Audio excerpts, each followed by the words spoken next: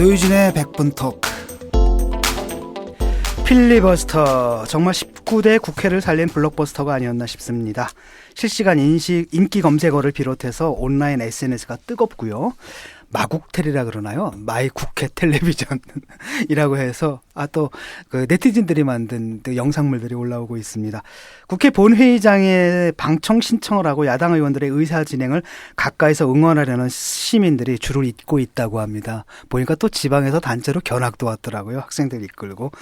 필리버스터에 나선 의원들을 위한 특별 페이지도 만들어졌고요. 심지어 정치 카페 게시판에도 의원들을 응원하는 글들이 이어졌습니다. 그 열기의 중심에 발언에 나선 야당 의원들이 있었는데 그 주인공 중에 한 분을 오늘 스튜디오에 모셨습니다. 아까 소개도 하기 전에 먼저 나오셨어요. 4번 정의당을 대표해서 4번 타자로 나섰던 분입니다. 예, 박원석 의원입니다. 안녕하세요. 예, 고맙습니다. 예, 2주 연속 출연이시네요. 네. 땜빵 전문. 네, 언제 고정시켜 주실 겁니까? 네. 아니 근데 그 노 대표님 발 안 아프셔요? 발. 서 있어도 아프지만 걸어다녀도 많이 아프잖아. 많이 아프죠. 예, 많이 아픈데 뭐 저는 하여튼 뭐 이 밥은 안 먹어도 표를 먹으면 배고픈 줄 모르기 때문에 발 아픈 것도 이렇게 득표로서 대신하고 있습니다. 예. 그날 상황이 어땠는지 좀 말씀을 해 주시죠. 처음에. 김광진 의원이 처음 시작하면서 예. 사실은 이게 어떻게 전개될 건지, 지금처럼 전개될 건지 아무도 상상을 못 했습니다. 아, 이런 걸 진짜 하게 되는구나 했는데 처음에 저는 김광진 의원이 한 2시간쯤 하지 않을까? 개인적으로 이렇게 예상을 해봤어요. 뭐 의원들 많으니까 이어가면 되지 않을까? 근데 5시간 한 20여 분 가까이 했죠.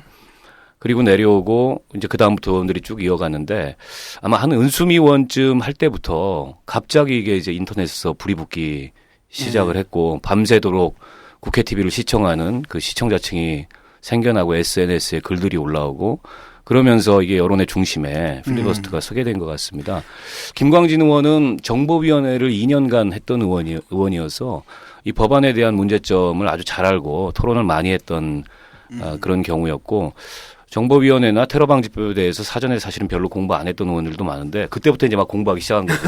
토론은 신청해 놨는데 올라가서 할 말은 있어야 되니까 자료도 모아야 되고 자료 중에 어느 부분을 인용할 건지 뭐 어느 부분은 뺄 건지 이런 그 시간 여운이 있었잖아요. 앞쪽에 딱 정보위 소속 의원들 먼저 했지 않습니까? 네네. 네. 그래서 5시간 13분인가 훌륭하게 끌어주고 그 뒤에 또 은수미 의원이 뭐 10시간 무려 19분을 18분을 했었지 않습니까? 저 같은 경우에는 상대적으로 준비할 시간이 많았어요. 단지 이제 잠을 좀 못 잔 게 좀 괴로웠습니다. 예, 그날 올라가기 전에 잠 못 잤다고 또 올리고 올라가셨잖아요. 아니 그게 국회 시스템이 원래 그렇긴 한데 다음 발언자가 본회의장 안에 들어와 있어야 됩니다. 대기해야 돼요. 그렇죠. 그 앞에 네. 맨 앞에서. 10시간. 맨 앞은 이번엔 대기 안 하라고. 은수미 의원이 알려주지 않나요? 나 10시간. 아니 언제 끝날지 모르니까. 아니 제가 사전에 정보를 들은 게 6시간 정도 할 거다. 제가 시간을 계산해 보니까 뭐 자료 등등 준비해 놓고도 충분히 좀 잘 수 있겠다 생각했는데 계속 전화가 옵니다. 본회의장에서. 그래서 은수미 의원이 6시간 한다 그랬으니까 내가 1시간 전에 들어가겠다 얘기했더니 의장이 계속 찾고 그 대기하라 그런다고 이게 처음 해보는 거기 때문에 그래서 잠을 못 주무시. 네, 처음 해보는 거기 때문에 실수하면 안 된다. 그래서 본회의장에 좀 들어가 있다가 또 본회의장 바깥에 대기실 있지 않습니까? 대기실에 가서라도 일단 나 왔다는 거 표시해놓고 좀 잘라 그러는데 계속 다른 의원들이 와가지고 몇 시간 할 거냐고 밥은 먹었냐고 이러는 통에 잠 거의 못 잤습니다. 그 1번이 김광진 의원이었고 2번이 문병호 의원이 1시간 한 40분 정도 했고요. 은수미 의원이 새벽 2시경인가 시작했는데 네. 나 대낮까지 했죠. 12시 40분에 끝났어요. 아니 저도 이제 새벽 2시쯤에 은수미 의원 시작하는 거 보고 좀 보다가 잤거든요. 그 아침에 일어나니까 다시 컴퓨터 켜보니까 계속 하고 있는 거야. 점심때까지 하고 있어. SNS에 그런 글들이 있습니다. 새벽에 시작하는 거 보고 잤는데 출근하기 전에 일어나 보니까 하고 있고 점심 먹으러 가니까 또 하고 있더라.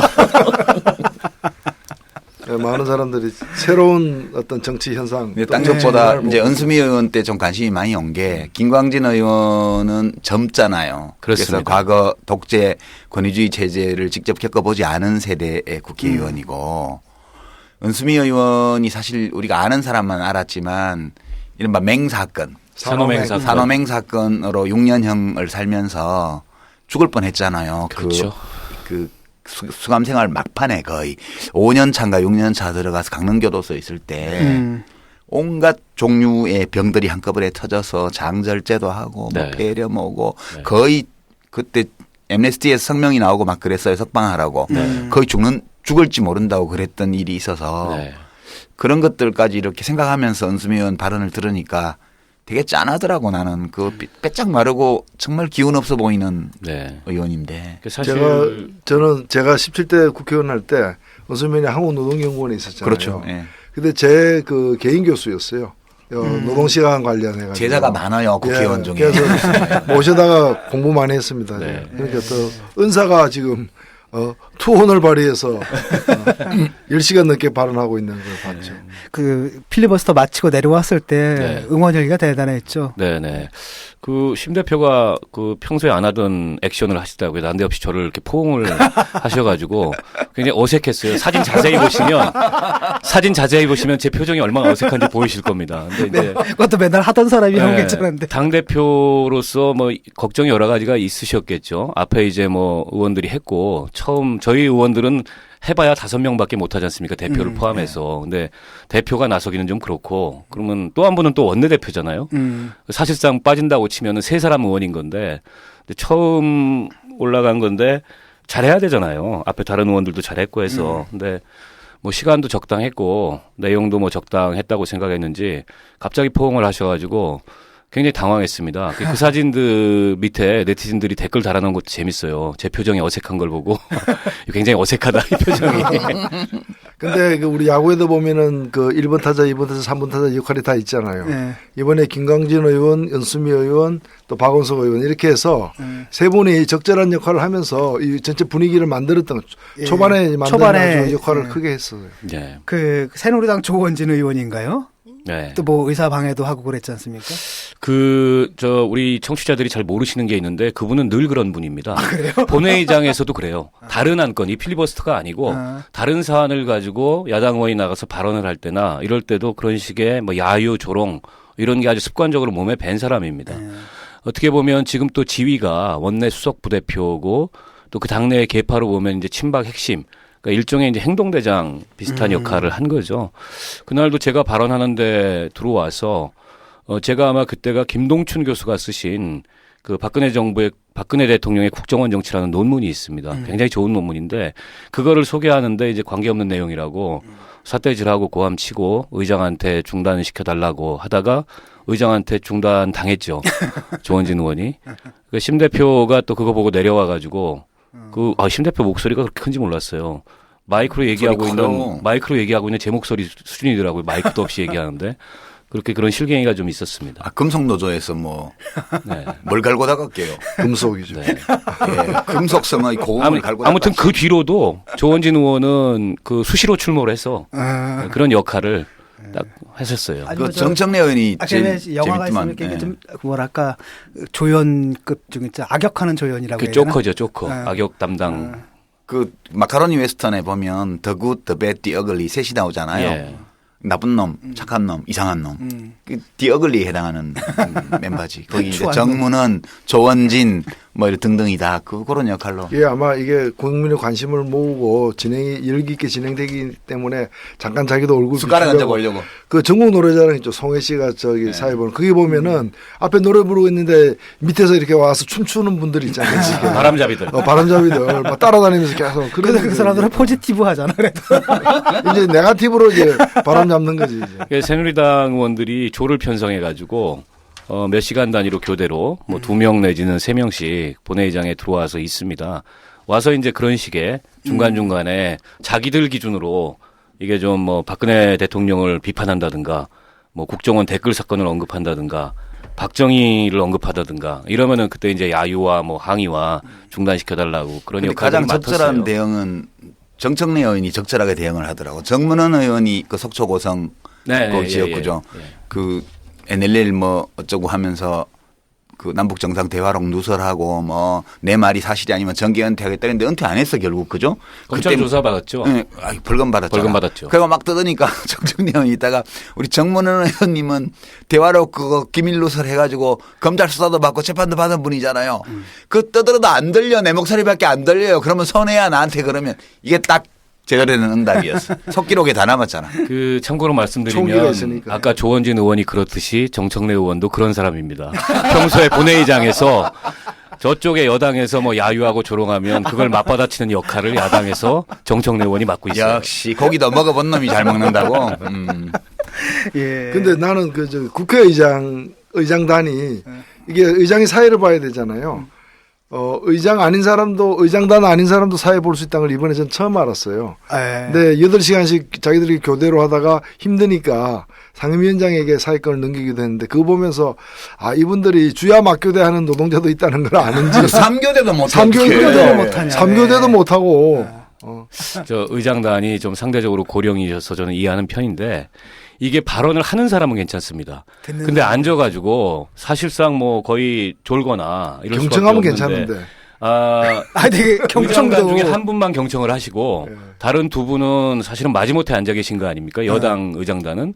이분들 같은 경우에 고역이죠. 고문이겠네. 네, 고역이죠. 아, 그러다 그 보니까 이석현 부의장은 짬짬이 찬조 출연 까베오 하셔가지고 뭐 한 이번에 말씀씩 해서 힐러 이석현으로 떴습니다. 필리버스터의 힐러. 이 상처받은 의원들의 마음, 국민의 마음을 치유해주는. 사람이 다 쓰임새가 있네요. 평소에 몰랐던. 아니 근데 이 사태는 정의화 국회의장이 자처한 거야. 의장단 비상사태 이게. 그렇습니다. 의장단 네. 비상사태. 네. 3교대로 감당이 안 되잖아 지금 네. 노동 강도가. 오늘 그 김영주 저 환노위원장 그 의장단 대신해서 사회 보셨던 아까 저 본회의장에서 제가 잠깐 만나 뵀는데 국회의장이 요청을 해서 상임위원장 중에 사회 볼 사람 그 의견을 좀 물었는데 야당 상임위원장들만 그 박병석 전 부의장님하고 그다음에 환노위 맡고 있는 그 김영주 의원하고 그다음에 보건복지위원회 맡고 있는 김춘진 의원하고 요 분들만 사회를 보겠다 이렇게 답을 해서 본인이 제일 먼저 하시게 됐는데 국회법에 의장단이 아니고 사회를 보지 말라는 규정도 없다. 없지. 아 그래요. 그러니까 이거는 이제 의장의 재량에 의해서 마치 필리버스터 네. 무제한 토론하다가 화장실 가면 안 된다는 규정이 없는 없습니다. 것처럼. 네. 그래서 보게 됐는데 그걸 또 여당이 이제 시비를 걸어가지고 이게 뭐 국회법 위반이다. 여야 합의로 정해야 되는 거 의장 마음대로 정했다. 이래서 어쩔 수 없이 지금 다시 의장단이 돌아가면서 사회를 보고 계십니다. 아니 뭐 임시의장을 선출할 수가 없잖아. 지금 필리버스터 진행 중인데 무제한 그렇죠. 토론 진행 네. 중인데 어떻게 중단을 시켜. 예. 호세 무이카 조용한 혁명. 우리가 틀렸다면 잘못을 인정할 용기가 있습니다. 그러나 방향을 바꾸는 것을 두려워해서는 안 됩니다. 실용주의 좌파 대통령의 과감한 개혁과 도전. 그로 인해 좌파와 우파 양쪽에서 쏟아진 비난. 그러나 당선 때보다 퇴임 때 더 높아진 지지율. 2년 연속 노벨 평화상 후보. 과연 그가 받은 비난과 영광의 실체는 무엇일까? 호세 무이카 조용한 혁명. 지금 서점에서 만나보세요. 영화 숙취의 소재 잔혹사 중에서 야이 폭탄주야! 네가 그렇게 알코올 도수가 높아? 회식 자리로 따라와. 이 술 마시면 개 되는 놈이 어디서 헛개 음료 좀 사놨냐? 0.5% 들은 거? 숙취해소 성분 적은 것들은 빠져. 술술 풀리고로 바꿨다 이것들아. 우와! 자연 유래의 화인빛 도분말이 48%? 특허까지 있는데? 술술 풀리고 대한민국 술자리 다 먹고 하라 그래. 딴지마켓에서 최저가 판매 중인 술술 풀리고가 숙취 소재 잔혹사를 끝내드립니다.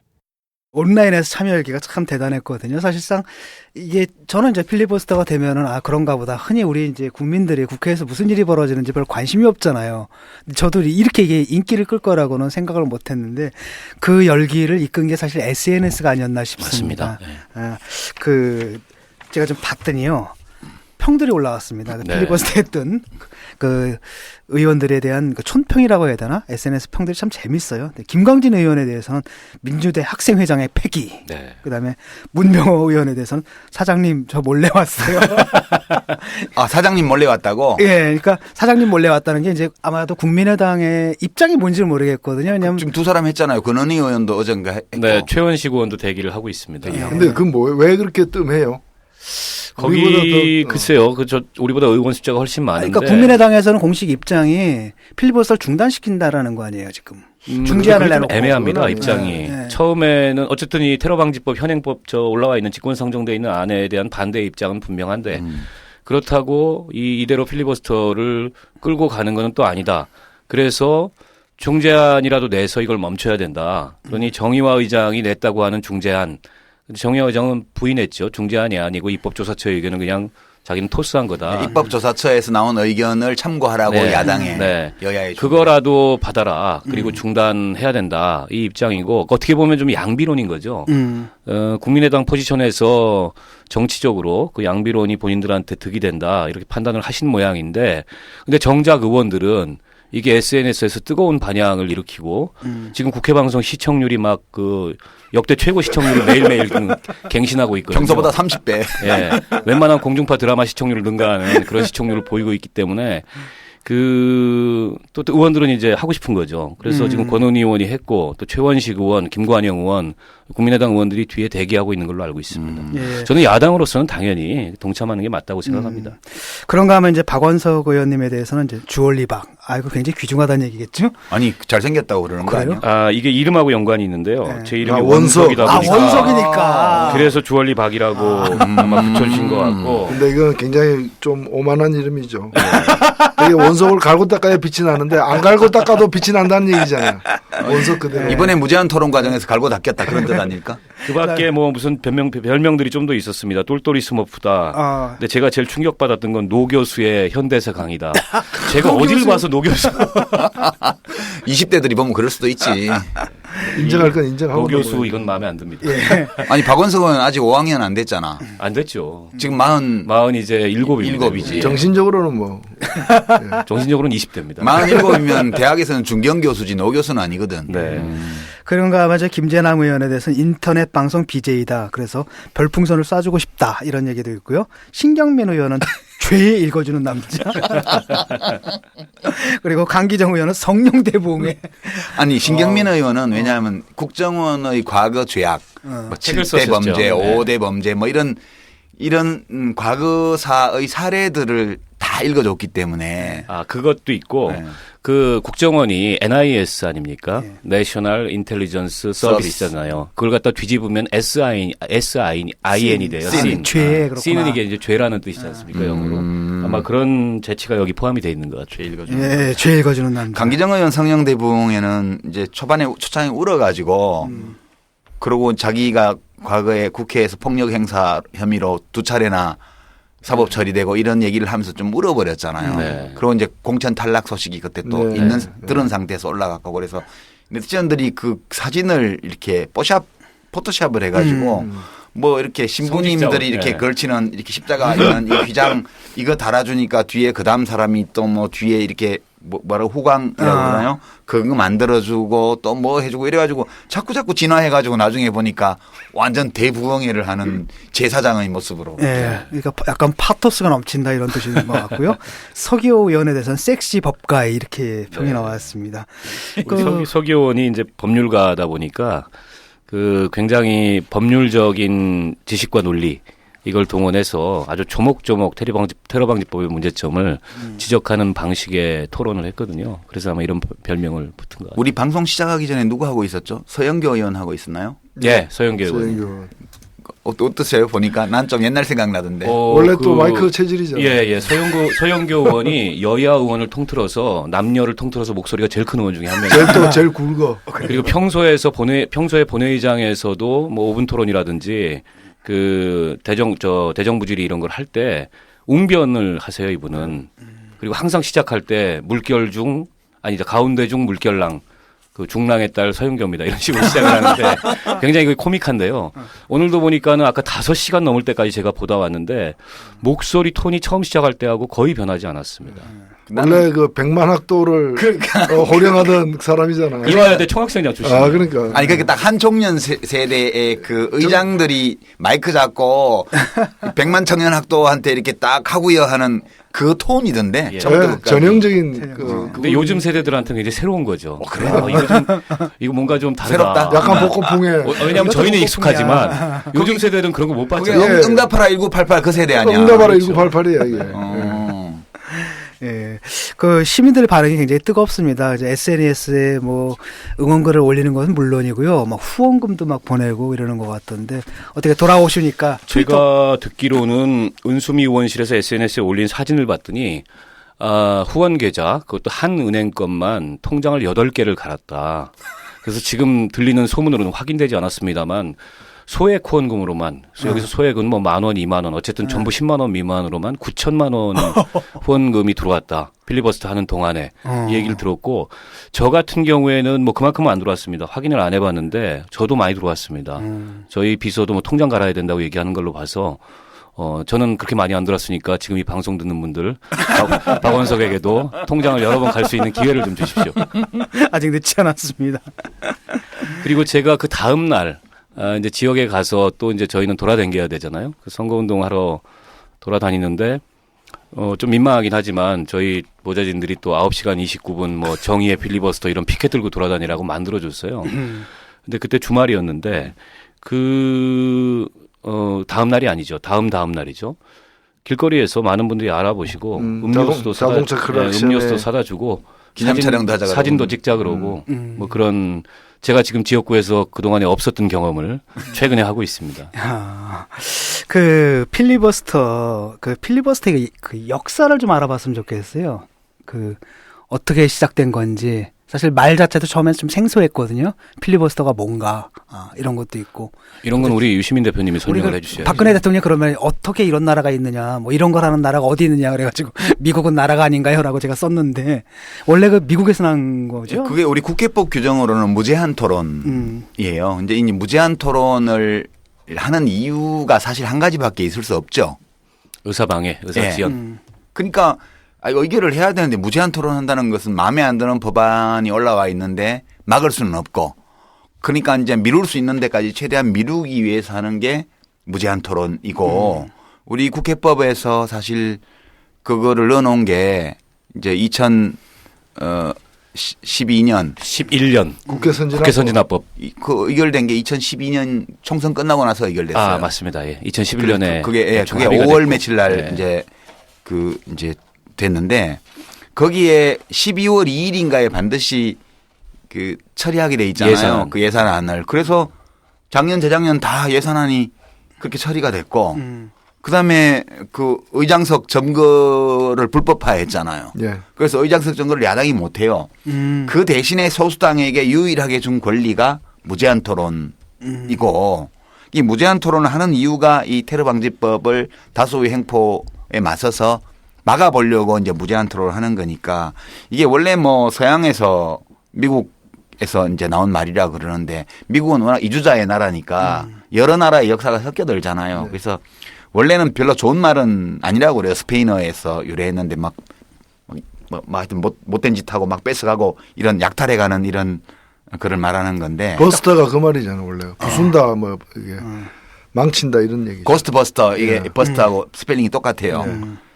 그래서 이제 막 해적 스페인에 그 돈 나가는 거 싣고 다니는 배 같은 거 막 약탈하고 이런 거를 가리키는 말이었다는데 1854년이라 그러더라고요. 미국 상원에서 캔자스주랑 네브라스카주를 신설하는 내용의 법안이 나왔는데 요거 반대하는 의원들이 이제 의사진행 방해하려고 계속 토론을 했대요. 거기서 시작됐다는 게 일반적으로 알려진 역사. 그러니까 19세기 중엽이네. 1854년? 네, 그렇죠. 그렇죠? 예. 우리나라에도 옛날에는 있었어요. 유신 이전에는 유신 때 없어진 겁니다. 유신 때 이거 72년 유신 선포되면서 이제 국회 해산됐잖아요. 71년에 선출된 국회 해산되면서 이것도 같이 없어졌어요. 그 당시에 이제 김대중 의원이 최초의 그 기록을 세웠었잖아요. 1964년입니다. 1964년. 네, 체포동의안을 막으려고 동료 의원에 5시간 19분을 연설을 하셨다는데 그 중요한 기록이 화장실을 다녀오셨어요. 그래요? 제가 그걸 찾아보니까는 당시에 이제 좀 지금처럼 이렇게 지능적인 준비를 못할 때여서 그런지 연설하시다가 나 화장실 좀 다녀오겠다. 그때도 화장실을 다녀오면 안 된다는 규정은 없었나 봅니다. 그래서 갔다 왔는데 당시 이제 의장을 포함한 여당에서 마이크 끄라고 내려오라고 그래서 마이크를 실제 안 주려고 그랬대요. 그래서 야당 의원들이 뭐 또 연단에 올라가가지고 몸싸움하고 이렇게 해서 다시 마이크를 켜고 5시간 19분을 연설을 하신 게 그 당시에 기네스북에 올랐다는 거죠. 그 이제 유신 나고 나서 1973년도에 국회의원은 발언 시간을 45분을 못 넘기게. 이때는 국회를 1년에 100일밖에 못 열게 할 때예요. 예. 국회는 1년밖에 100일밖에 못 열고 그다음에 국회 열린 동안에도 국회의원은 45분 이상 발언하면 안 돼. 진짜 좋은 법이었어. 훌륭한 법이었어. 국회의원 복지법이네. 국회의원 대통령이 복지법. 그 월급만 받고 그냥 마냥 놀게 만들어 놓은 거 아니야. 지금 박근혜 대통령이 국회의원들 일 안 한다고 막 욕하는데 그 아버지는 일을 못하게 하려고 굉장히 노력한 분이에요. 아버지 유언을 안 따르고 있네요 지금. 네. 근데 이것도 지금 뭐죠? 그 필리버스터가 요번에 대중적 이슈가 되는데 한 몫을 했어요. 왜냐하면은 김광진 의원이 그 김대중 의원의 기록을 깼다. 네. 이게 첫 타이틀로 이렇게 올라오기 시작하고 사람들이 그때부터 아 이게 무슨 얘기인가 하면서 보기 시작했거든요. 예, 현대사 공부가 됐죠. 네. 그리고 나서 이제 은수미 의원이 그 또 다른 기록을 경신을 했고 이걸 그 뭐 여당에서 이제 그 새누리당과 또는 대통령까지 나서 가지고 이제 뭐 전 세계 유례가 없는 마치 무슨 의회 파괴 행위처럼 얘기하는데 정확하게 얘기하면 이 그 필리버스터를 갖다가 다시 도입하게 된 것은 새누리당 공약이었어요. 그렇죠. 지난 총선 때 공약이었어요, 이게. 그래가지고 자기들이 이제 국회 선진화를 만들겠다. 그래서 사실상 관철된 건데 국회 선진화에 기여한 거죠, 사실. 이게 사실은 신경면 의원이 그 얘기 했는데. 그래가지고 실검에 떴잖아요. 실검 1위로 떠가지고. 새누리당 홈페이지가 잠시 다운됐는데 그게 다운된 게 아니고 다운된 것처럼 보이게 초기 화면만 만들어 놓고 나머지 기능은 다 돌아갈 수 있게 해놓은 거예요. 네. 증거인멸이구나. 네, 사람들이 이제 정말인가 보러 오니까. 그래서 그 152쪽인가에 있는 거라고. 그래서 새누리당이라는 단어가 실검에 뜨기도 했어요. 바로 똑같은 일이 언제 있었냐면 2008년에 촛불 시위할 때 그때 광화문에 100만 명 모였던 적이 있었지 않습니까? 예. 그게 6월 10일로 기억하는데 그때 제가 사회를 봤었습니다.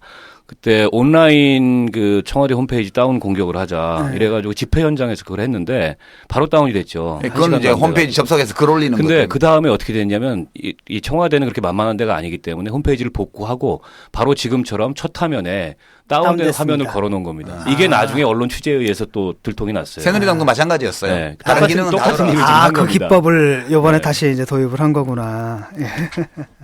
진짜 뭐 서울 버리고 어디 대전으로 피난 가던 이승만 대통령 정부가 생각나네. 예. 그러니까 이런 나라가 세상에 어딨냐고 말하는 거 오바마한테 가서 얘기해보라 그래. 아니 아무리 그렇지만 무식한 건 죄가 아니야. 무식한 것 자체는. 네. 또 공부하면 되지. 네, 네, 네. 근데 지가 무식한 걸 모르고 은행을 하는 건 죄야. 요번에 또 이런 책상을 대통령이 세상에 어디 있냐 이렇게 물어야지. 책상을 또 쳤다고요. 왜 인디언 10번 이름 있잖아. 쳤답니다. 예. 분개해서 세상에 이런 일이 어떻게 일어날 수 있냐. 그 얘기 듣고서 머리 치고 싶은 사람 많았어요. 그 인디언 이름 있잖아요. 뭐 책상 치며 부르르 뭐 이런 식으로. 주먹 쥐고 샌더스 뭐 이런 것처럼. 이게 지금 새누리당 의원들이 국회 로비에서 1인 시위를 합니다. 국회 마비 몇 시간째 이렇게 하고 있는데 오늘 보니까는 그 피켓만 있고 사람은 없어요. 어디 갔습니까? 마비됐구나. 네, 마비된 거죠. 그 1인 시위 자체도. 그래서 저분들이 자신들의 이권이나 혹은 뭐 이 권력 다툼이나 이런 게 걸렸을 때는 집요하고 치열한데 이런 이 정당성을 둘러싼 이런 문제에 있어서는 뭐 그렇지 못한 것 같아요. 자기들도 정당하지 않다고 생각하는 건지. 박근혜 대통령이 그때 비대위원장이었잖아요. 예. 당대표였는데 총선 때 2012년 총선 때 그래서 그때 야권 연대가 전국적으로 다 돼서 새누리당이 좀 선거 어려울 거라고 전망이 나오니까 빨간 옷으로 색깔 바꾸고 뭐 당 이름 바꾸고 이렇게 해서 선거를 해서 이겼잖아요. 새누리당 이기고 나서 뭐라고 얘기를 했냐면 선거 이겼다고 약속을 안 지키면 국민의 심판을 받게 될 거라고 이러면서 국회 선진화법 원래 하던 대로 꼭 통과시켜야 된다. 그래서 그렇죠. 그 5월 달에 18대 국회들 의원들 떨어진 사람까지 다 임기 끝나기 직전에 모아가지고 국회에서 통과시킨 게 이 법이에요. 맞습니다. 그러니까 새누리당이 도대체 뭐 주도했던 지금 법입니다. 어쩌자는 얘기야. 지금 어쩌라고 지금. 얼마 전에 김무성 그 새누리당 대표가 그런 얘기 했지 않습니까? 당시에 국회 선진화법에 대해서 이런 반대는. 우려들 때문에 부정적이었는데 당시에 권력자가 이 법을 통과시켜야 된다 그래서 의원들이 쫙 줄 서가지고 통과시켰다. 그 당시에 권력자가 바로 박근혜 비대위원장이었죠. 예, 어쨌든 이제 사실 그동안 야권이 특히 더민주하고 이제 국민의당으로 분열이 되면서 야권 지지자들의 총선을 앞두고 야권 지지자들의 그 모랄이라 그러나요? 그 사기가 많이 떨어져 있는 상태였거든요. 네. 근데 이제 예상하지 못하게 이제 필리버스터 이 전국에 이제 뜨면서 이게 이제 그 총선을 맞아가지고 야권 지지자들의 그 사기를 올리는 역할을 좀 하고 있는 것 네. 같아요. 뭐 더민주는 당연히 이제 적극적이고 우리 정의당도 거기 굉장히 적극적인데 국민의당 같은 경우는 약간 좀 뒤로 좀 빠져 있는 모양새고요. 네. 새누리당에서는 좀 당혹해하는 것 같고 어떻습니까? 이제 보면은 그 각 당에서 득실이라고 해야 되나요? 우선 뭐 말씀하신 대로 지금 표면적으로 가장 득을 입은 거는 뭐 더불어민주당이겠죠. 일단 이걸 제안했고 또 뭐 제안해서 이걸 결정한 과정에 여러 가지 설왕설래가 있었다고 합니다. 근데 원내 지도부가 굉장히 적극적이었다는 후문을 들었고요. 반신반의했지만 이게 이제 성과를 내니까 가장 정치적 이득이 큰 거고 또 여론조사상으로도 뭐 일부 반영이 됐던 것 같습니다. 그리고 저희 정의당은 뭐 열심히는 하고 있습니다. 그러나 이게 뭐 얼마나 득이 됐는지 이런 걸 아직 평가하기에는 좀 이른 것 같고요. 국민의당은 꼭 이 문제만이 아니더라도 창당을 한 이후에 밝혔던 포부하고는 다르게 어떻게 보면 별다른 지금 이 반전의 모멘텀 같은 걸 못 마련하고 제3당으로서의 확고한 그런 입지를 만들어서 이번 총선의 양당 독점 체제를 깨겠다는 그런 목표 이런 것들이 좀 흐트러지고 있는 거 아닌가 저는 개인적으로 그렇게 보고요. 새누리당은 한마디로 얘기하면 지금 배째랍니다. 이게 지금 선거법을 볼모로 잡고 있습니다. 어제 이제 선거구획정위원회에서 획정안이 넘어갔기 때문에 선거법을 통과시켜야 되는데 선거법 통과시키려면 중단시킬 수밖에 없는 거 아니냐. 아니면 이 선거법 그 지연으로 인한 모든 책임은 야당이 져야 된다. 테러방지법은 단 토시 하나, 글자 하나도 못 고친다. 이게 아마 뭐 새누리당의 의지이기도 하지만 그보다는 우선해서 청와대의 의지, 대통령의 의지라고 봅니다. 예, 지금 그렇게 봐야겠죠. 예. 이게 왜냐하면 그 정당과 정당 사이에 이견이 있으면은 그 토론을 통해 가지고 이렇게 조정이 돼야 되는데 최근에 보게 되면 이게 조정 자체가 안 되잖아요. 그렇죠. 지금 뭐 새누리당 의원들이 그런 얘기를 해요. 이 선진화법이 악법이라는 논리로 이런 얘기를 듭니다. 이런 얘기를 합니다. 우리가 지금 다수당이다. 그리고 집권하고 있다. 그러니까 우리 마음대로 하게 해달라. 당신들이 하고 싶은 건 당신들이 집권하면 해라. 왜 다수당도 아니면서 못하게 하냐.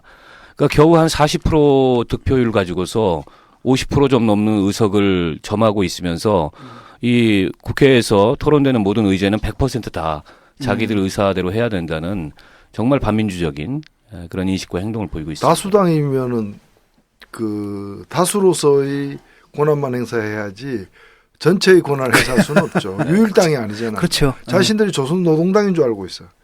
예, 자기들은 유일당으로 생각하나 봐요. 그런 모양이죠. 나머지 자기들 지지하지 않거나 자기들과 소속이 다른 사람들은 다 비국민. 대한민국 사람 아닌 지금 거지. 보이는 모습은 그렇습니다. 예. 지금 보면 새누리당은 최대 결집을 이루고 있어요. 여론조사표를 보면 개성공단 중단, 사드 배치 이러면서 남북 관계가 최악으로 치닫고 있고, 그리고 이제 국내적으로는 테러 방지법 이런 거 내 가지고 이제 정치적 대결을 극대화하고 있잖아요. 이러면서 되게 그 집 전화든 뭐 휴대전화 임의 걸기 방식이든 ARS든 간에 약 40%를 상회하는 지지율을 새누리당이 기록하고 있어요. 그리고 야당의 지지율을 다 합쳐도 그만큼 안 나와요, 지금. 네. 네, 그러니까 이제 무당파가 일부 있기 때문에 아직 지지정당 없음이. 최근 데이터를 보면 되게 더민주가 25% 내외 그 정도로 보면 될 것 같고요. 국민의당이 10% 내외. 그 합치면 35죠. 그러면 정의당이 한 4% 내외. 네. 이게 다 합쳐봤자 35%예요.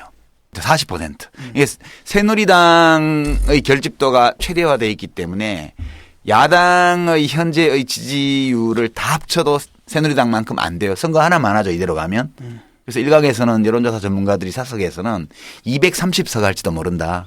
그 새누리당이. 네. 그런 얘기도 일부 나오고 있죠. 이번에 그 필리버스터로 인해서 조금 이제 고무적인 현상은 그동안에 조금 야당의 모습에 실망하고 이렇게 기운이 처져 있던 지지자들이 내지는 야권의 우호적인 우리 국민들이 결집하고 있는 이 현상과 동시에 저는 개인적으로 젊은 층들이 여기에 굉장히 많은 관심과 또 참여, SNS를 통한 참여지만 이걸 보이고 있다는 것이 굉장히 고무적입니다. 우리 젊은 층들 같은 경우에는 정치가 일종의 이제 꼰대처럼 느껴지는 게 있지 않습니까? 그리고 정치권에서 이루어지는 수많은 논의, 이견 이런 것들도 이게 언론의 프리즘을 통해서 전달이 되다 보니까 맨 각각의 진영 논리를 내세워서 국민들로서는 도무지 왜 저렇게 싸우는지 알 수 없는 그런 공방만 하는 게 정치다 이렇게 생각하다가 필리버스터라는 형식도 재밌지만 막상 얘기를 들어보니까 우리가 몰랐던 것들이 이 테러방지법이라는 법 하나에 수많은 그런 그 역사적 진실과 역사적 쟁점과 또 우리가 앞으로 고민해야 될 그런 가치들과 이런 게 담겨 있다. 이런 게 젊은 우리 세대들한테 또 젊은 유권자들한테 좀 전달이 되고 있는 것 같아요. 그래서 그 점이 저는 총선을 앞두고서 지금 국회에서 진행되고 있는 필리버스터가 또 의도하지 않게 기여하고 있는 그런 점이 아닌가 이렇게 생각합니다. 예. 그 네티즌들 반응 보니까 그러더라고요. 이거 무슨 완전히 강의 아니냐. 그다음에 국회에서 저 새누리당 애들이 안 올라오니까 너무 좋다. 네. 그다음에 이 사안에 대해서 이렇게 심도 있게, 이렇게 깊이 있게, 또 이렇게 재미있게 공부하는 것도 처음이다. 네. 이러면서 이제 그 열광을 하는 모습들을 좀 볼 수가 있는데요. 제가 좀 국정원의 그 이른바 흑역사에 대해서 내 주관적 견해가 아니고 객관적인 사실을 전달할 방법이 없을까 이걸 궁리하다가 2007년도에 국정원 그 진실위, 국정원 바로 세우기 진실위원회에서 낸 보고서가 있습니다. 그 보고서에 보면은 7대 의혹 사건을 정리를 해놨어요. 뭐 정수정학회 사건, 동백림 사건, 인혁당 민청학년, 김대중 납치 사건, 칼기 폭파 사건, 기타 등등. 그 제가 보고서를 쭉 읽어보니까 그 보고서가 굉장히 신중하면서도 객관적인 조사를 통해서 그때까지 판단되고 결정된 기록을 해놓은 겁니다. 그래서 이걸 그대로 읽어야 되겠다 가서 더도 말고 덜도 말고. 덜도 말고 다만 이제 불필요한 개요 이런 건 빼고 알짜만 그대로 읽어야 되겠다 했는데 그 뒤에 저한테 많은 분들이 뭐 문자나 카톡으로 혹은 SNS로 연락이 온 게 인혁당 사건에 대해서 알긴 알았다. 이름은 들어봤다. 근데 그런 어떤 말하자면 스토리, 그런 배경 이런 게 있었는지 몰랐다. 특히 정수정학회 그 강탈 사건 같은 경우에는 많은 분들이 정말 몰랐다 이게. 경향신문 기자들조차도 경향신문이 계속 언급이 되지 않습니까? 네. 그 사건을 하다 보면은 경향신문 기자인데도 나도 잘 몰랐다 이렇게 구체적으로는. 근데 이게 사실은 객관적인 기록이거든요. 국정원 진실위원회라는 당시 국정원이 만든 이 그 기구에서 낸 보고서입니다. 그리고 7대 의혹 사건 중에 5개의 사건에 대해서는 국정원이 명백한 개입과 정치 공작을 했고 2개는 그 규명이 되지 않았다. 그 2개가 규명이 어렵다. 예, 칼기 폭파 사건하고 남조선 노동당 사건이든가요. 2개에 대해서는 규명하기가 어렵다. 이런 자료나 이런 있습니다. 것들이 신뢰할 만한 게 너무 부족해서 네네. 판단할 수가 없다 그렇게. 네네. 그러니까 우리나라가 언론의 자유가 보장돼 있고 민주주의가 이렇게 보장돼 있다고 하지만은 이번 같은 경험을 통해서 얼마나 이제까지의 정치가 오히려 비정상적이었는가. 진실을 갖다가 국민들에게 전달하는데도 굉장히 부족했다는 거 아니에요. 그래서 앞으로 만일에 이제 저는 그런 상상을 해보는 겁니다. 이제 매년 국회에서 매년 한 회기 정도는 혹은 뭐 열흘이라도 이 필리버스터를 정례화하는 거예요. 그러면 아마 우리 국민들이 정당에 대해서 정치에 대해서 정치인들에 대한 인식이 많이 바뀔 것 같아요. 여야에 대한 평가도 많이 달라질 수 있겠다.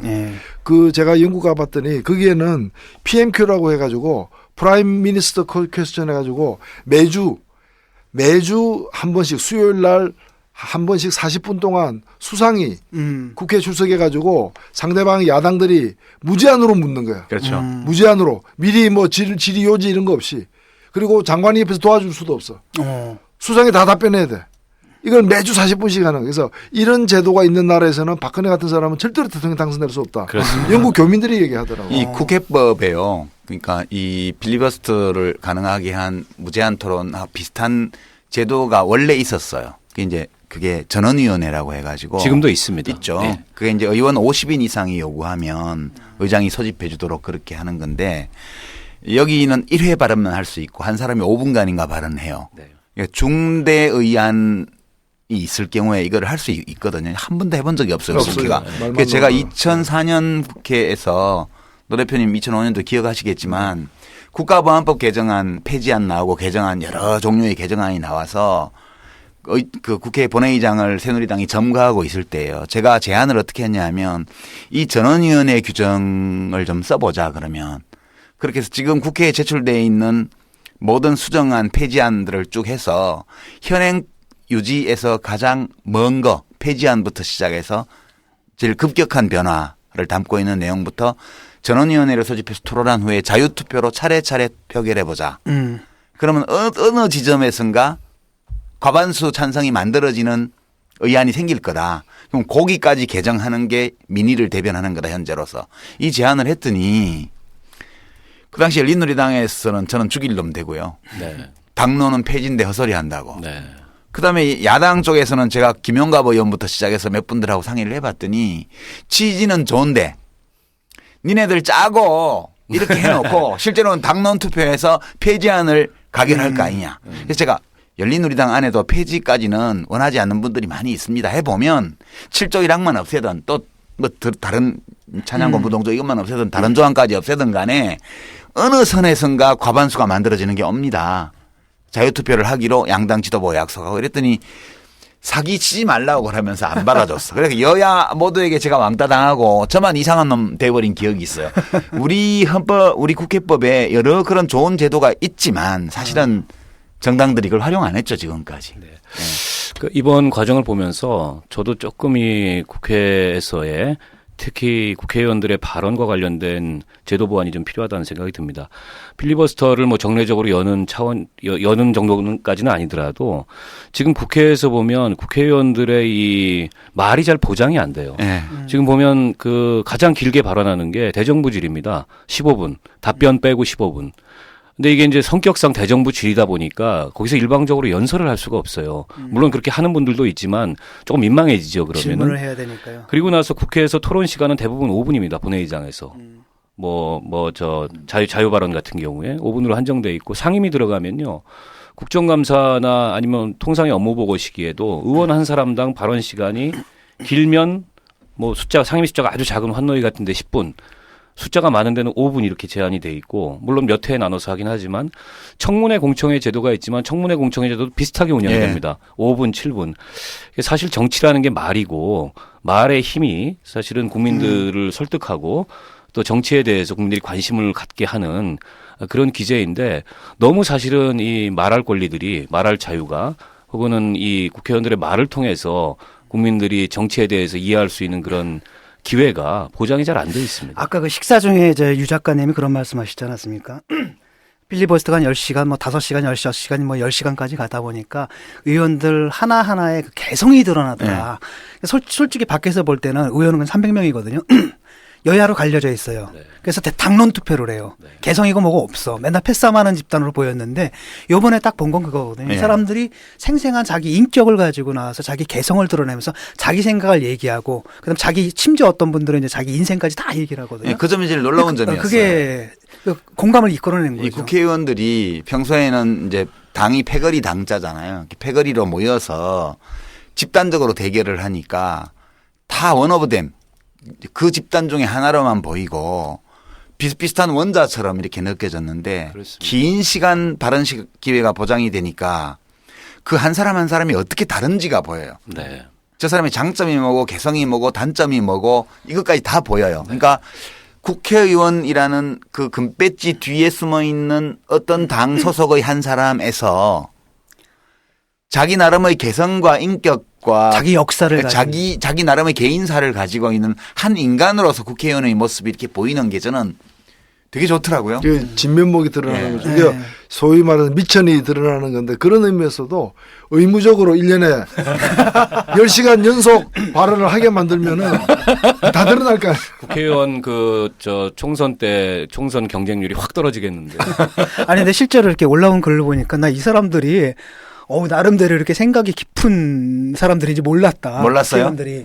그런 얘기들이 좀 올라와요. 사람들이. 제가 재미난 말씀 하나 드릴게요. 제가 지금 창원 성산구에 새누리당 모 지방의원이 그 아들 딸 데리고 필리버스터 방청하러 갔어요. 그래요? 예, 중요한 교육의 과정이다. 그러니까 상식을 가진 사람들에게는 이것이 뭐 여야 누구에게 유불리하냐를 떠나가지고 처음 보는 정치 현상이고 처음 접하는 정치 문화이고 이제까지 어찌 보면은 이 부정적인 것만 보다가 모처럼 정상적인 걸 본 거예요. 어찌 보면. 그러니까 이것이 정상의 다는 아닐 텐데 이런 걸 더 앞으로 개발해 나가는 노력이 필요할 것 같아요. 그 지난 주말에 토요일 동안에는 우리 의원석에 앉아 있는 의원들은 뭐 주말이다 보니까 아무래도 지역구 일정도 있고 그래서 동료 의원들 일부만 남아 있고 의원들은 많이 없었습니다. 근데 방청석이 꽉 찼어요. 그러니까 주말을 맞아서 지금 우리 노 대표님 말씀하신 것처럼 부모들이 학생들을 데리고 온 경우 혹은 학생들끼리 일종의 국회 견학을 온 경우 저희 원내에서 그 원내 행정실에서 그 발급할 수 있는 그 방청권이 300장이 있습니다. 네. 매일 회의 때마다. 그래서 300장이 금방 나가요. 그래서 의원실로도 개별적으로 방청할 수 없냐 이런 문의들이 들어오고 거의 있고 뭐 그런 무한도전 상황입니다. 방청권 네. 얻기처럼. 근데 거기 방청석이 또 제한이 있어요. 아니 넓지 새누리 않습니다. 의원석이 비어 있으니까 그거 좀 빌려달라고 하면 안 돼요? 그러면 좋을 것 같은데 편안하게 보시도록. 꽉 채우게. 아니 한간에는 국회의원이 극한 직업인 줄 이번에 처음 알았다. 그런 얘기 나오더라고. 나오겠다 진짜 극한 직업. 극한 직업. 일종의 무한도전이었으니까. 새벽 2시에서 다음날 점심 때까지. 네. 아니 누가 하나 이렇게 다큐멘터리 찍을 만도 한데. 아, 이 영상은 다 남아 있으니까 남아있기 편집하면 때문에 만들면 아마 돼요. 뭐 나올 수도 있습니다. 아니 그 세세하게 해가지고 또 그 끝난 다음에. 저는 발언하면서 제일 미안했던 분들이 그 속기사들한테 제일 미안했습니다. 아이 속기사들도 그게 접이에요. 자기. 아니 잡이긴 한데 괜찮아. 예측 불가능한 갑자기 저기를 해야 되니까. 평소보다 일이 많아졌으니까. 그럼요. 나라를 위해서 원래 그럴 때도 있는 속기사들이 거지. 제일 싫어하는 사람이 누군지 아세요? 최저천 의원이에요. 말이 너무 빨랐어. 분당 발언량이 제일 많아. 그래요? 말이 빨라가지고 분당 발언량이 많아서 그 다 적으려면 힘들다고. 근데 이제 했는데. 속기사들도 이제는 로테이션 체제가 정비가 됐을 거예요. 첫날 굉장히 당혹스러웠을 겁니다. 왜냐하면 그때는 미처 준비 안 되고 얼마나 이 될지 자기들의 모르니까. 이 저 로테이션 시스템을 안 짰는데 아니 지금 국가 갑자기 비상사태잖아. 정화 의장이 이거를 국회의장이 상정한 이유가 뭐예요? 국가 비상사태라는 거 아니야. 국가 비상사태면 우리 통합방위법에 따르면 공무원 3분의 1 이상 미니멈 3분의 1 이상은 철야 근무해야 돼요. 근데 박근혜 대통령 체력 근무를 안 하는데 한 2, 3분 발언하면 아니 2분 발언하면은 이거 푸는데 30분 걸려요. 완전히 사인까지 나는 데는. 그러니까 이제 갑자기 양이 많아지다 보니까 이렇게 된 거겠죠. 네, 근데 국가 비상사태인데 그 경찰청장은 이제 해외에 그러게 해외 가고요. 아, 이게 무슨 비상사태가 이런 국가 비상사태가 있어 지금. 아니 경찰청장까지 도망간 거 원래 보면 국가 비상사태 맞는 거 아니에요? 비상사태가 되면은 그걸 사실은 대통령이 선포해야 되는 게 맞고 그리고 전방에서는 당연히 전방 경계태세가 올라가야 그럼요. 되고 외출 외박 다 금지고 아, 중독계 본인들 하나, 지금 둘, 휴가 뭐. 금지고 다 해야 되는데 아무것도 달라진 게 없고 속기사들만 비상사태야. 의원들하고 국회 사무처 직원들하고 국회의장단하고. 네. 아니 옷 안 맞는 게 내 책임이야? 야, 그게 뭔 소리야? 마누라가 살쪄서 옷 안 맞는 걸 나한테 짜증내잖아. 야, 짜증 확 없애는 비법 아직도 모르냐? 어? 그게 뭔데? 누가 마누라 뱃살이라도 훅 떼가? 맛있는 다이어트 와일드 망고라고 체중 조절에 배변 활동까지 한 방에 모두 해결해주는 식약처 인증 건강식품이야. 좋았어. 나도 당장 우리 마나님한테 선물한다. 수블랑이 만드는 와일드 망고 퍼펙트 뷰티 다이어트를 선물해서 아내를 여자로 만들어주세요. 지금 바로 검색해보세요. 지금 이제 필리버스터가 이어지는 와중에 선거구 획정안이 좀 합의가 됐어요. 예, 그래서 이제 국회로 넘어온 거죠 이제. 그렇습니다. 예, 근데 이게 이제 가장 큰 문제 아니겠습니까? 어쨌든 이거 선거법은 처리해야 될 거 아니에요. 네. 아, 이게 원래는 여당이 집권당이 이제 국가 운영에 대한 책임을 총체적 져야 책임을 지고 있잖아요. 그래서 원래는 야당이 연계를 하는 거라고. 이렇게 그렇죠. 국가 운영을 위해서 필수적으로 처리해야 될 법안이 있을 때 평소에 자기들이 꼭 하고 싶은 거 아니면 꼭 맡고 싶은 거를 거기 연계해서 그래서 예산안 연계 투쟁 이런 거를 야당이 원래 하는 거예요. 근데 지금 세상이 어떻게 됐는지 뒤집어졌어요. 집권당에서 이 선거법하고 이 테러 방지법을 처음에 연계한 거예요.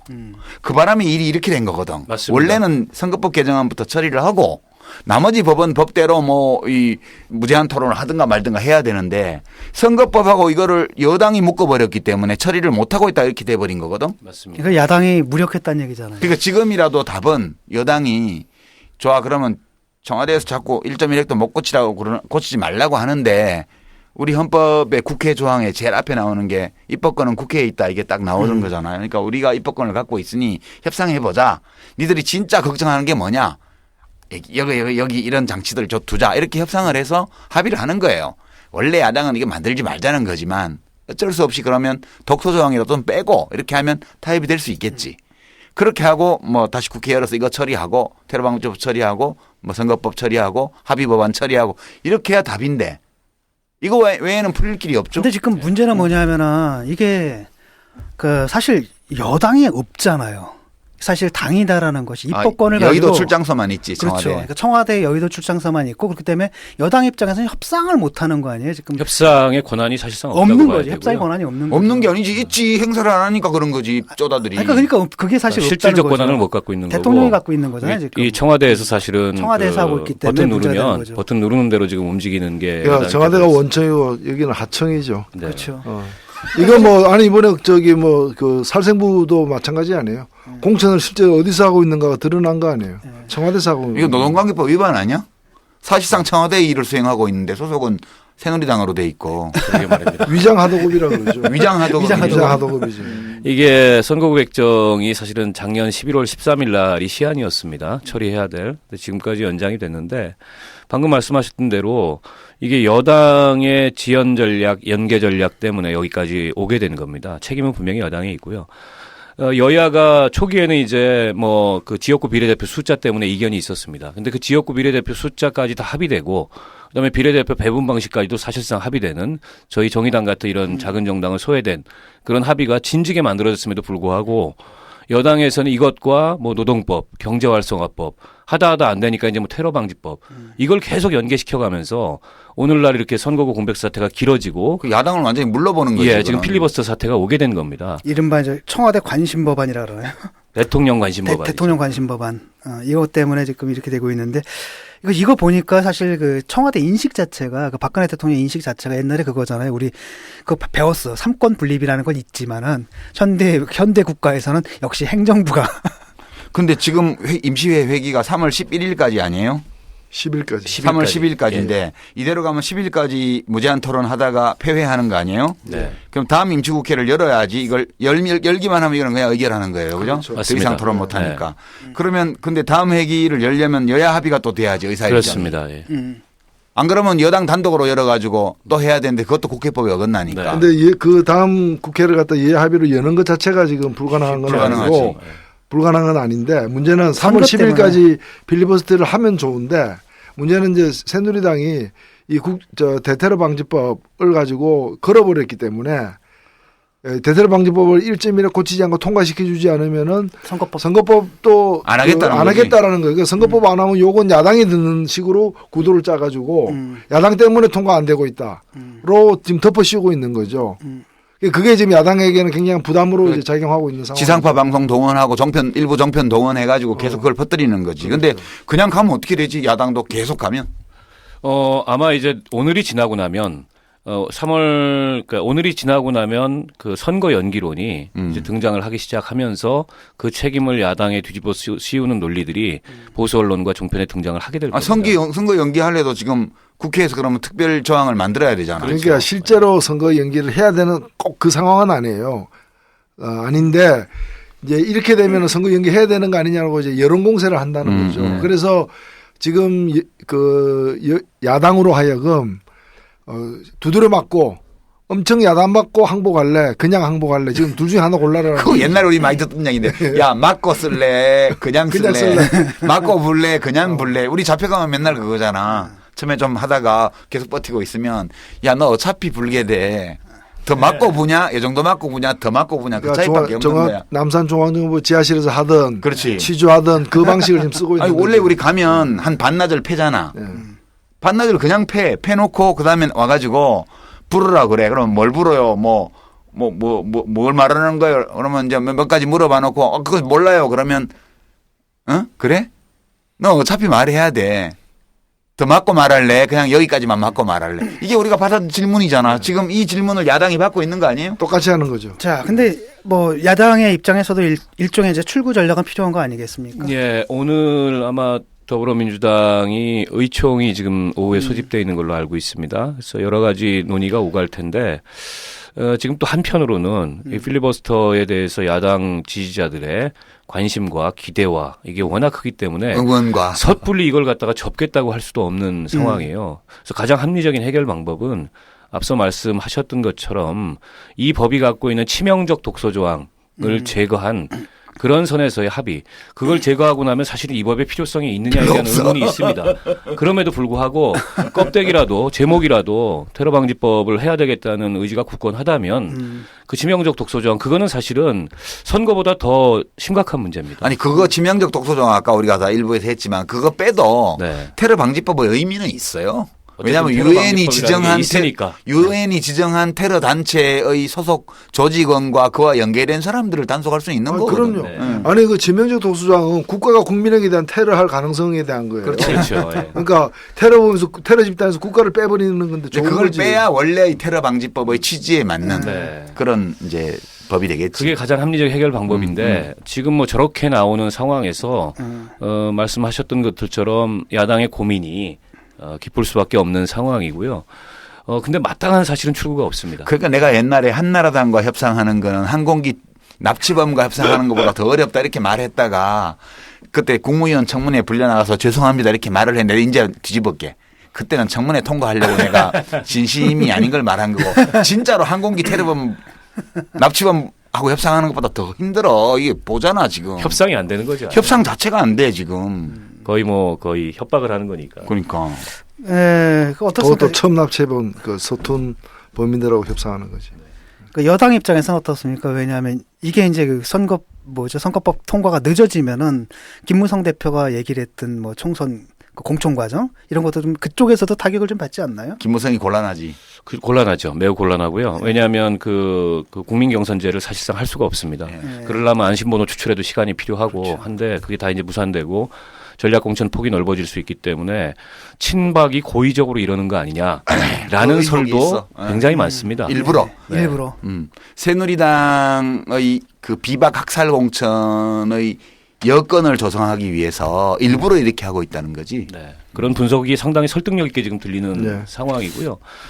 지금 뭐 여야가 다 그 경선 과정을 통해서 후보들을 이제 선출을 해야 되는데 어쨌든 이게 이제 3월 10일까지 장기화되고 그리고 그때까지 선거법이 처리 안 된다면 선거를 원만하게 치르기는 굉장히 어려워진 이런 상황이고 그 결과가 어떻게 선거에 반영될지는 지금으로서는 뭐 예측할 수가 없습니다.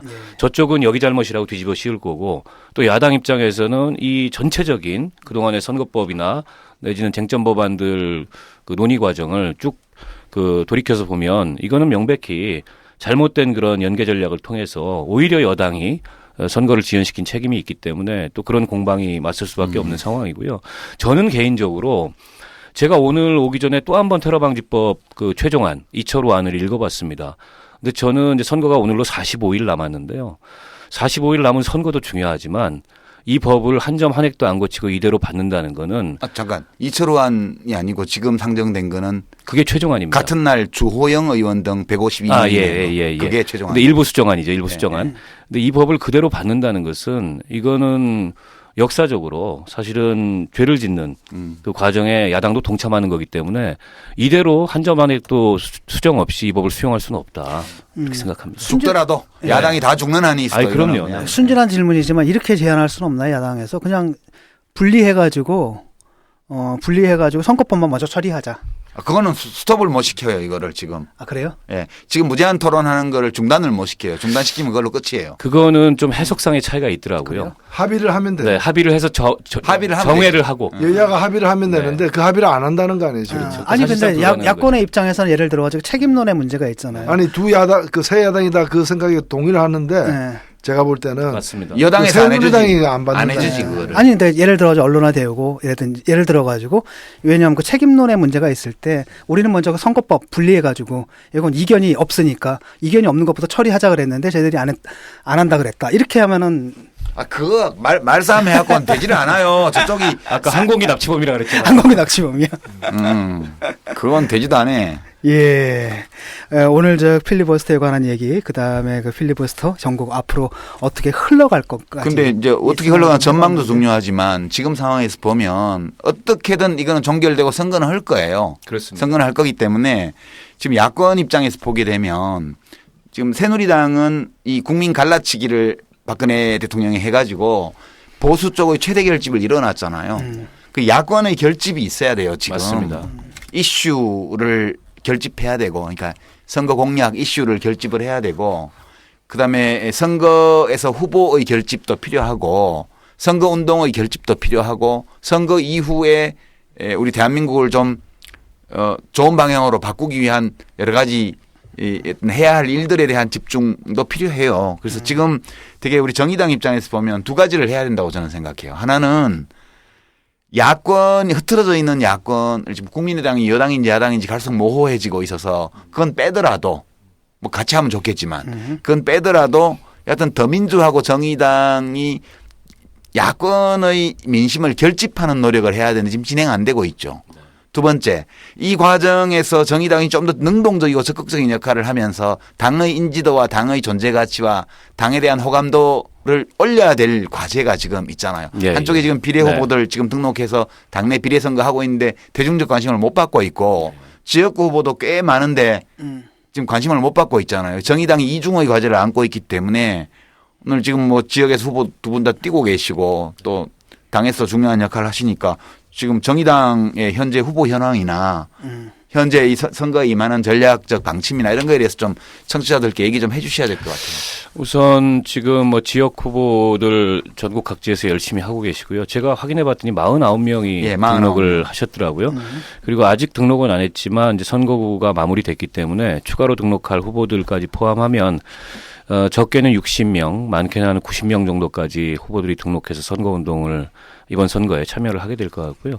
당내 비례 경선이 시작이 돼서 그 비례대표 후보로 그 여러분들이 등록을 하셨어요. 우리 대표적으로 뭐 김종대 국방개혁 단장이라든지 또 추혜선 그 언론개혁 단장이라든지 그다음에 그동안에 당내에서 그 오랫동안 진보 정치에 그 헌신을 하셨던 이런 분들이 당내 비례 후보 경선을 지금 진행을 하고 있습니다. 근데 방금 말씀하신 대로 야권의 선거 지형 전체가 어렵고 정의당은 그 중에도 작은 당이다 보니까는 더 어렵습니다. 여기서 야권이 말씀하신 것처럼 그 야권 지지자들의 결집 이걸 이뤄내기 위한 능동적인 노력을 상호간에 해야 되는 것이 맞고 또 정의당이 어떻게 보면 좀 더 그 대승적인 관점에서 그런 노력을 해야 되는 것도 맞습니다. 근데 여기서 꼭 한 가지 좀 제가 짚고 싶은 것은 지금 더불어민주당 제1야당의 리더십이 아직은 전 안정된 구조가 아닌 것 같아요. 문재인 대표 시컷 흔들어가지고 어쨌든 뭐 탈당도 하고 이래서 또 뭐 혁신공천안도 만들고 이래서 내려갔어요. 김종인 그 비대위원장 지금 대표가 되셨죠. 지금 우리 녹음하고 있는 이 시간에 시끄러워요. 거기 당무위원회 네, 당무위원회에서 네. 오늘 지금 김종인 비대위원장이 언론을 보니까 전권을 달라. 안 그러면 뭐 그만둘 수 있죠. 안 그러면은 달라고 난 나갈 수도 있다 이런 얘기를 하셨는데 근데 저렇게 전권을 비상시기에 행사하려면 그 정권을 행사하는 분은 대중적으로 굉장한 신뢰와 지지에 기반해 있어야 됩니다. 그런데 아시다시피 김종인 비대위원장은 유능한 어떤 경제관료 출신으로 또 정책 전문가 출신으로 또 경제민주화의 전도사로는 신뢰가 있지만 그런 정치 지도자로서 특히 야당 지지자들의 전폭적인 신뢰와 그런 권위를 받고 있는 분인가. 근데 저분이 지금 하위 20% 탈락 이거는 뭐 전에 만들어 놓은 시스템에 의해서 했다 치지만 지금 뭐 3선까지 초재선 3선 포함해서 많게는 한 50%까지 현역 의원들 정리하겠다. 이렇게 지금 엄포를 놓고 있잖아요. 그 얘기는 이제 여론조사 돌려보고 격차가 2자리 이상 확실하게 네, 지속적으로 나면 날리겠다는 뜻이에요. 근데 저렇게 되면 그 후폭풍이 저 당에 만만치 않을 거고 그러다 보니까는 사실은 야권연대나 정의당이 제안해 놓은 뭐 전략협의체 이런 거에 대해서 제1야당의 반응이 거의 없습니다. 지금 현재. 지금 뭐 자기가 안 되는 상황이에요. 자기들이 바쁜 거죠, 지금. 네. 그러니까 사실은 이걸 저희가 진정성을 가지고 이 국면에서 뭔가 야권의 결집을 이뤄내기 위한 노력을 한다는 게 저희만의 기대나 바람 때문에 되는 게 아니고 손발이 맞아야 되는데 아직 지금 손발이 안 맞고 있습니다. 네. 자, 이 이야기 나온 김에 제가 드릴 말씀이 지역 후보가 약 50여 명 현재 예비 후보 등록이 돼 있는 상황이에요. 이건 전국에 걸쳐 있습니다. 서울 수도권뿐만 아니라 호남, 영남, 충청권까지 부산, 경남까지 쭉 다 걸쳐서 지금 50여 명의 예비 후보가 지금 등록이 돼 있고요. 11분의 비례 후보가 나왔어요. 김종대 국방개혁기획단장 우리 당에 조성주 미래정치센터 소장, 이정미 부대표, 김명미 이 부산시당 그 상임위원장, 그다음에 현재 정의당 국토환경부 예비장관으로 된 이현정, 예, 이 환경운동 하던 분이죠. 그다음에 예비내각 언론개혁부 장관 맡고 있는 추혜선 언론개혁 단장, 또 정의당 호남선대본부장을 맡고 있고 광주 전남 진보연대 공동대표 했던 윤소하 후보 와 있고요. 그다음에 전 민주노총 공공연맹위원장을 했던 양경규 후보 나와 있고요. 그다음에 민주노동당 제주도당 장애인위원장 하면서 쭉 시작을 해서 지금까지 정의당 장애인위원회 위원장을 하고 있는 이영석 후보 나와 있고 11분 나와 있어요. 근데 얘기 들어보니까 그 지역에 이제 선거운동 시작됐잖아요. 온라인에서도 시작이 됐고 되게 당원들이 열기가 안 오르고 있다 이런 고민. 그게 좀 초기여서 그런 것도 있는 것 같고요. 그리고 전반적으로 지금 야권의 선거 지형 또 정의당의 그 득표력과 그로 인한 비례 당선 가능성이 전에 총선에 비해서 좀 어렵다 이런 판단들도 작용을 하고 있고 또 이게 그 과거에는 이제 전략공천도 있었고 저도 사실은 전략공천으로 그 비례대표 후보가 됐던 경우인데 그렇다 보니까 거기 그 비례 선거에 좀 그 흥미를 가질 만한 그런 요소들이 있었는데 이번에는 뭐 100% 당내 경선인 상황입니다.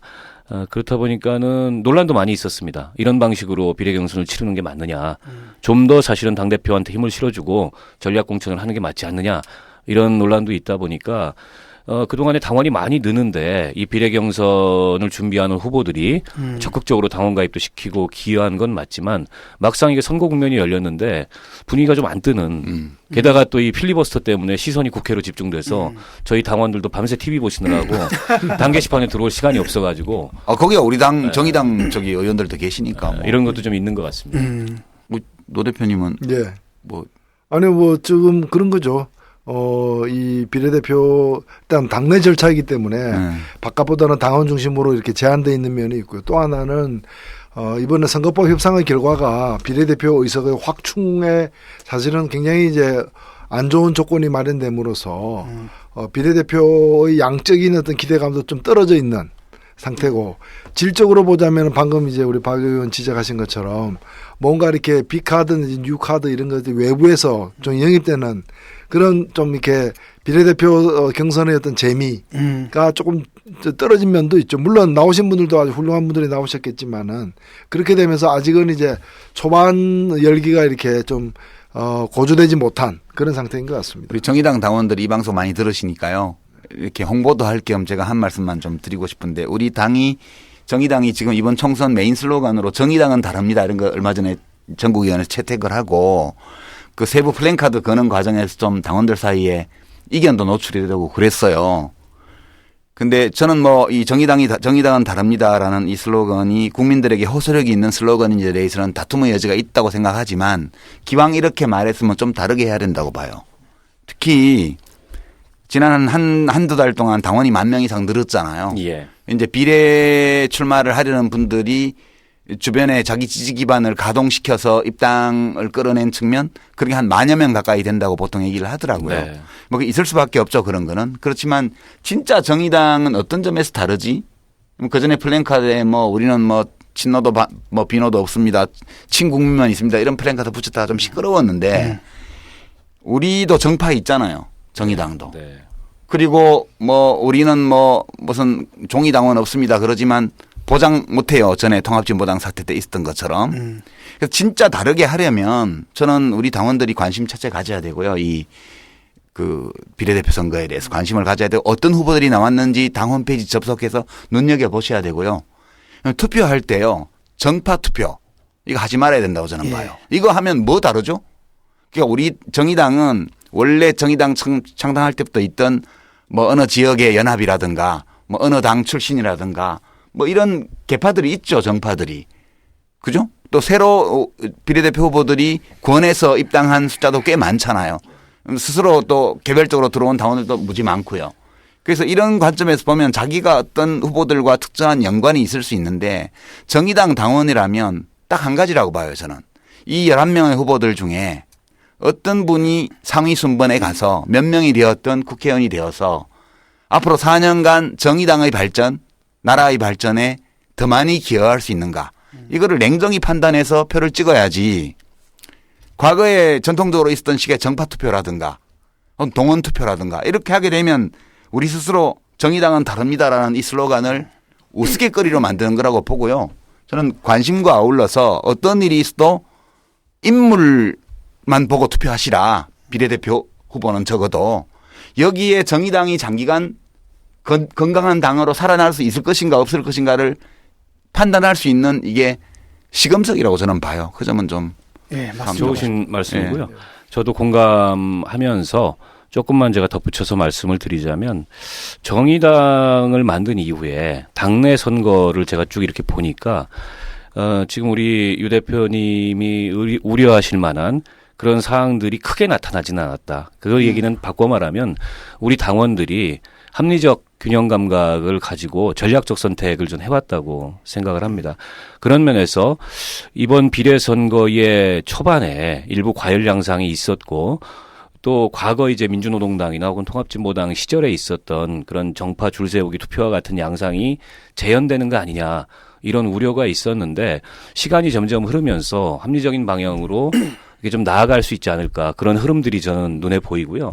오늘 또 그런 우려도 있었기 때문에 뭐 이 방송 듣는 당원들뿐만 아니라 전체 당원들이 지금은 이제 당의 생존 전략의 문제거든요. 그렇죠. 그리고 당의 어떤 정치적 가능성 그리고 당장 우리가 무슨 집권을 하지 않더라도 정말 좋은 정당으로서 그리고 대한야당으로서의 그런 가능성을 만들어 가는데 가장 좋은 역할을 훌륭한 역할을 할 수 있는 분들이 누구인가 이런 것들을 당원들이 판단해 가면서 이번 비례선거에 임한다면 저는 뭐 크게 우려할 만한 결과가 나오지 않을 거라고 보고요. 아무튼 저도 이 방송을 빌어서 당원들께 좀 부탁을 드리지만 선거 45일 남았습니다. 그리고 여러 가지 환경이 녹록치 않은 것도 분명합니다. 하지만 우리 당원 한 사람 한 사람이 내가 정의당이다 이런 각오를 가지고 우리 당을 알리고 또 당 선거에 관심을 가져주시고 그리고 어려운 환경에서 출마한 후보들과 함께 해주신다면 어려운 가운데에서도 의미 있는 성과들을 저희가 낼 수 있다. 이런 부탁의 말씀을 드리고 싶습니다. 예, 저도 뭐 한 말씀.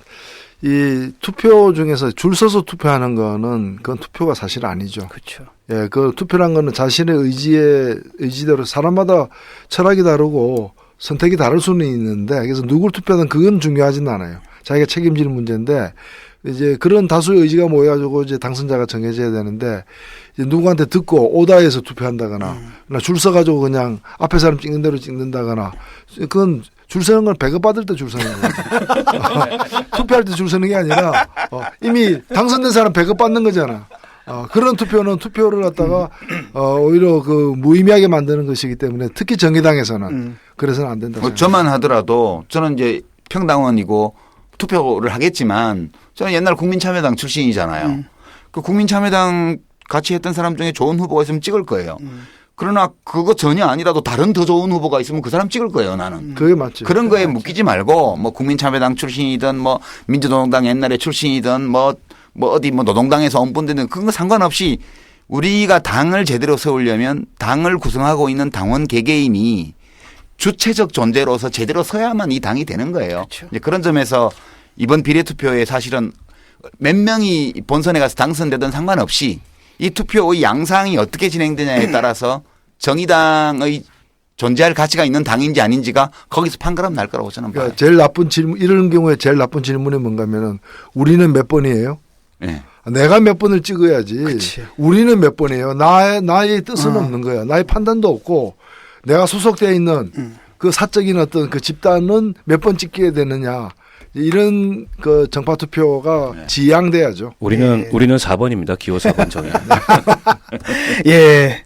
결국은 이제 우리는 다릅니다. 우리 당은 다릅니다 할 때가 그게 실현이 되는 건 결국 당원이 다르다는 뜻이에요. 진짜 다르게 겁니다. 해야죠. 네. 사실 여당이든 야당이든 간에 우리나라가 이제 정당 정치가 없잖아요. 그것이 핵심적인 게 정당이 없다는 거고 사실 정당을 그렇게 만든 건 당원들이죠. 당원들의 그렇죠. 어떤 행태 때문이고 정말 우리가 달라지려면 당원들 스스로 달라져야 할 것 같습니다. 예, 오늘 저 필리버스터 풍경 스케치 그런데 해봤고요. 끝내기 전에 광고 하나 해도 돼요? 하세요. 왜냐하면 우리 심 대표가 범야권 전략협의회 제안을 했는데 지금 제1야당이 저렇게 시끄럽고 뭐 또 한 당은 뭐 여당인지 야당인지도 헷갈리고 그러니까 지금 잘 안 되잖아. 그래서 원래 이게 되면 사실 우리 이 노유진의 정치카페가 정의당이 운영하는 공영 팟캐스트잖아요. 공영방송. 네. 근데 이것만으로는 부족해서 범야권을 아우르는 공영방송을 우리가 해야 되겠다는 구상을 계속 갖고 있었는데 이 범야권 전략협의체가 안 돼. 그래서 우리 마음대로 우리끼리 그냥 만들어버리기로 했어. 범야권 전략협의체를 촉구하는 공영방송을 촉구까지 하든 안 하든 상관없어. 우리끼리 이미 맺어졌어. 우리는 그냥 할 거야. 그래가지고 누가 하냐 하면 우선 표창원, 오. 유시민에서 오. 시민 표창이야. 그다음에 진중권 들어가요. 그다음에 한 사람 더 있어. 이제 이 제목이 지금 가칭인데 우리 3월 3일 날 밤에 녹음해서 그 다음날 새벽에 아마 첫 방송 나갈 텐데 시민 표창 양비 진쌤이야. 양비라는 인물이 있어요. 누군지는 알아맞혀 보세요. 나중에. 이렇게 해서 범야권의 입장에선 팟캐스트 공영방송을 이번 주에 시작할 거예요. 그 점을 아직 뭐 우리 정치 카페 플랫폼에 실을지 어떨지는 상의를 해봐야 돼서 일단 근데 무조건 나간다. 그렇게 생각하시면 되겠습니다. 우리 정치 카페는 정치 카페대로 또 쭉 가고요. 예. 네, 거기도 저는 땜빵하러 갈 겁니다. 거기 안 돼. 땜빵 없어. 예, 오늘 저 필리버스터 전국인데요. 필리버스터 풍경들, 국회 풍경들을 한번 스케치해봤고요. 또 이어서 이 필리버스터 전국이 앞으로 어떻게 흘러갈 건지 짚어봤고요. 또 그 속에서 정의당의 현황, 그리고 정의당의 이제 총선 현황하고요. 그다음에 앞으로 나아갈 전략에 대해서 짚어봤습니다. 그 필리버스터 전국의 스타로 떠오른 여러 의원들이 계시죠. 그 중에 한 분인 박원석 의원님 모시고 오늘 말씀 나눈. 수고하셨습니다. 고맙습니다. 수고하셨습니다. 건축주의 철학과 개성을 닮은 집을 추구하는 목조주택 전문기업 꿈꾸는 목수가 정치 카페를 후원합니다.